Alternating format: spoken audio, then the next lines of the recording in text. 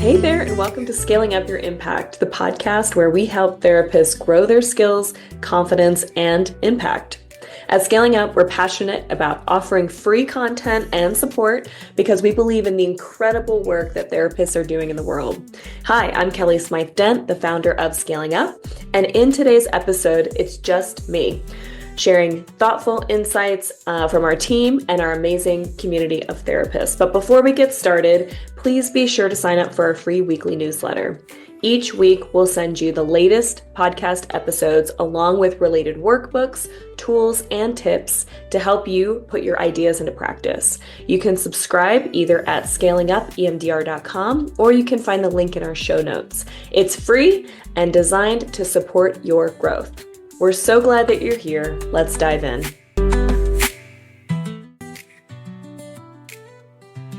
Hi there, and welcome back to Scaling Up Your Impact, the podcast for trauma-informed therapists who want to expand their skills, confidence, and reach without burning out.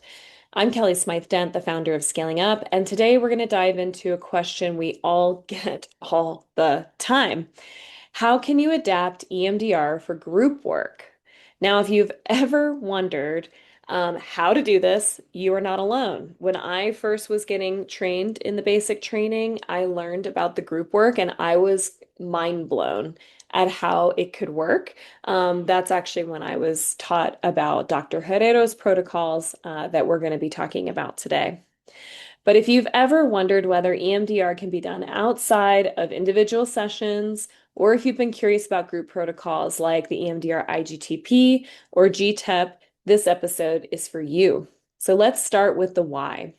The reality is, not every community, agency, or client population has access to weekly one-on-one EMDR therapy.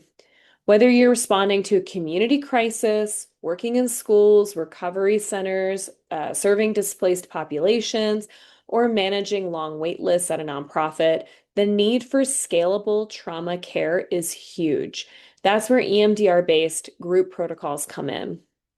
These protocols allow clinicians to bring the healing power of EMDR to more people all at one time, while still staying rooted in the adaptive information processing model and maintaining client safety. So group EMDR won't replace individual reprocessing work for everybody, but it can be a very powerful tool for stabilization, for symptom reduction, for processing specific events, for reducing stress following recent or ongoing trauma. And for many clients, it's an accessible, low barrier way to engage in EMDR. So what actually works when adapting EMDR for groups? So let's talk about two widely used and well-researched tools. So first, there's G-TEP, the Group Traumatic Episode Protocol. G-TEP was designed as an early intervention protocol for groups affected by a shared traumatic event. It was created by Elon Shapiro, and it uses a worksheet-based visual format where each person follows along at their own pace, privately focusing on their experience without having to share it verbally.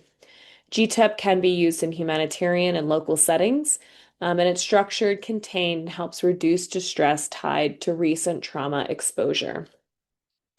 Now, at Scaling Up, our go-to protocol is the EMDR-IGTP, created by Dr. Herrero and Lucy Artigas. The IGTP stands for EMDR Integrative Group Treatment Protocol, and they've actually added for ongoing traumatic stress on there as well. So this protocol is part of at Scaling Up, our EMDR gap training. It was the first EMDR group protocol to ever be created. It is part of a stepped care approach to mental health, along with other interventions taught in the EMDR gap training. And these protocols are the most researched in the early intervention and ongoing traumatic stress field, with over 90 peer-reviewed articles. So the EMDR-IGTP is especially helpful when working with clients experiencing ongoing traumatic stress, such as conflict-affected populations, marginalized groups, or communities with chronic exposure to violence or instability. It's highly effective in treating clients in the aftermath of climate or human-made disasters, wars, and large-scale adverse events. It can help clients navigating highly contentious divorces, family loss, medical diagnoses, sexual abuse, and domestic violence. Um, and like G-TEP, EMDR-IGTP is also nonverbal and uses visual elements, including something called the butterfly hug, which was created by Lucy Artiguez for bilateral stimulation.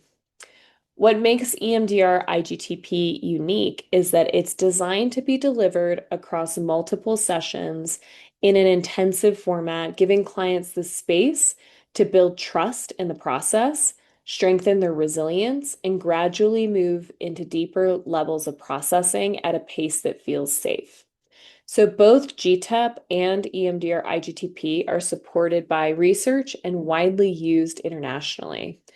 In addition, both can be delivered in person or adapted for online settings with thoughtful planning.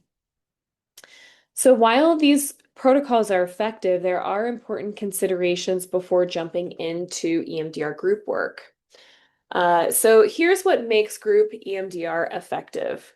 Clear, scripted protocols designed specifically for groups, a focus on safety, containment, and stabilization, adequate trained therapist and support facilitators skilled in group treatment, nonverbal formats that protect client privacy, targeting of the same type of adverse events experienced by all participants. So everybody in the group is going through divorce, or they're all refugees, or they're all first responders, or they all, experienced a wildfire burning down their home, something like that.